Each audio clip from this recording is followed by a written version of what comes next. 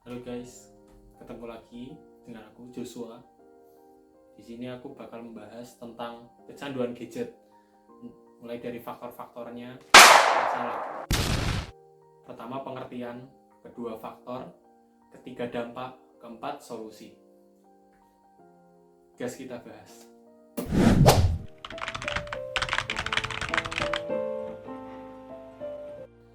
Seiring berkembangnya teknologi, gawai atau gadget ini juga semakin menunjukkan perubahannya serta perkembangannya.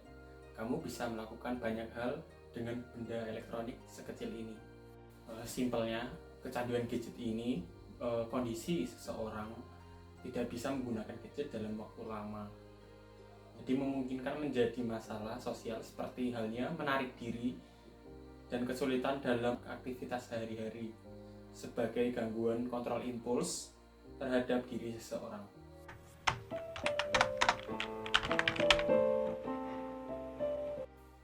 Kecanduan gadget ini sendiri juga mempunyai faktor-faktor ya, menurutku berdasarkan pencarianku di Google ataupun jurnal-jurnal, ada 4 faktor yang paling berpengaruh sama kasus kecanduan gadget ini.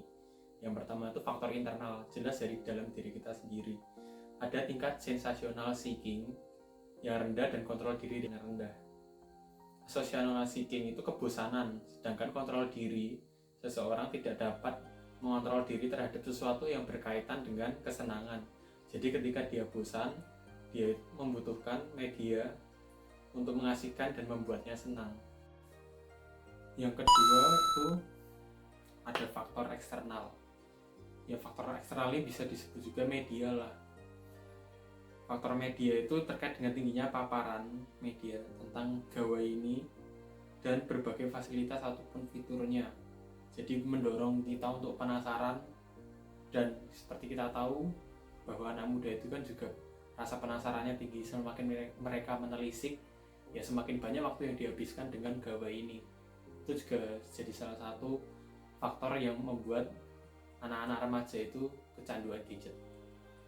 Yang ketiga ada faktor situasional, kejenuhan belajar. Ya, dari kita siapa sih yang nggak bosan kalau kita belajar? Pastikan kita butuh hiburan. Nah, tapi kalau itu berlebihan dengan porsi belajar kita yang sedikit, tapi main game kita ataupun sosial media kita gede, itu tetap sama aja. Itu yang bikin kita kecanduan gadget. Yang keempat, itu ada faktor connected presence.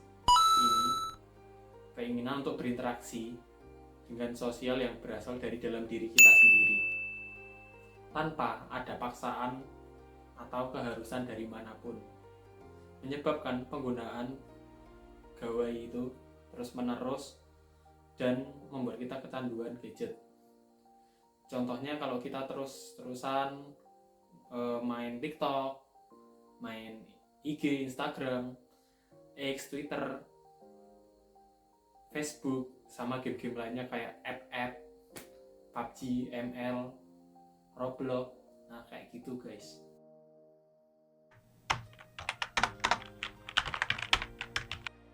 Nah, kecanduan gadget ini kan juga pasti punya dampak ya bagi kita. Yang pertama itu ada dampak fisik. Kita kan kalau natap layar gadget tuh terlalu sering, intens, itu bisa memicu gangguan penglihatan. Kayak mata kita mudah lelah, mata kering, hingga gangguan penglihatan kayak minus gitu. Terus kecanduan gadget juga membuat kita rentan mengalami obesitas ya, karena kita terlalu sibuk dengan gadget ini. Kita kecanduan game, kecanduan sosial media, itu kan menyita banyak waktu ya buat kita di kasur ataupun duduk-duduk. Jadi kita nggak ada aktivitas fisik, dan itu bisa disebut juga aktivitas yang kurang produktif ya. Jadi ini bisa micu obesitas. Itu kan dimulai dari kemalasan kita untuk berolahraga. Gadget ini juga punya dampak sosial ya. Yang pertama itu ganggu konsentrasi belajar kita, jelas. Kadang kita juga waktu belajar kan juga mikirnya, wah ada yang ganjel nih, kita belum nyesain event nih, ataupun ada FYP apa sih di beranda kita.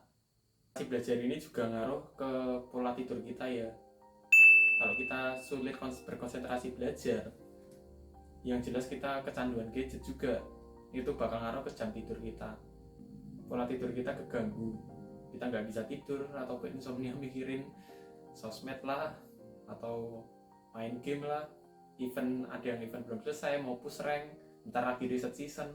Pengalaman aku juga waktu dulu kecanduan game, kecanduan gadget itu sama kecanduan medsos itu yang bikin jam tidurku nggak beraturan dan alhasil kondisi badanku nggak fit.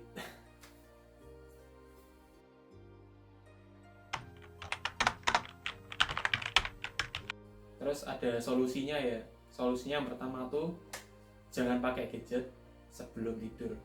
Taruh nih HP entah di meja dekat kasur ataupun di bawah bantal. Itu cara yang paling simpelnya ya.